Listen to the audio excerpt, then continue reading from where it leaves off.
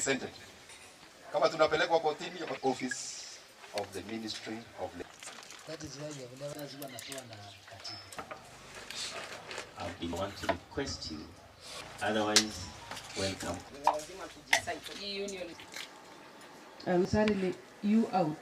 Today as we do trustees are free. Walifanya nini kwa hiyo miaka? Wanaweka nguvu zaidi kwa with her. We have managed to hold successful elections for KUSNET national elections. We have had members from across the nation. We have had a peaceful election.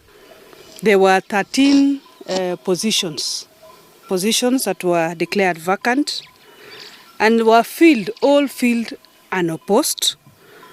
To add into that, the fact that the office that existed remained or went back unopposed cheerfully, and the team here confirms that they did a good job and they were able to support them wherever they come from, the institutions they come from. There is a lot of rumor going around. Wengine wanasema barua iko Jogoo, wengine wanasema iko TSC, that it is Torome who have not collected the letter.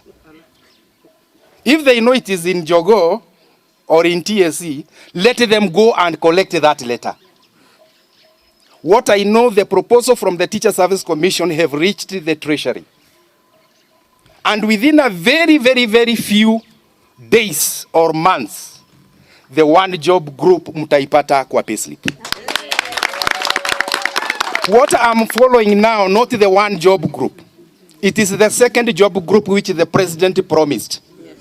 So we are also telling Badi, hiyo dokumenti release haraka irudi TSC. Hiyo dokumenti ililiziwe haraka kutoka Treasury ndio TSC waweze kuimplement the presidential directive.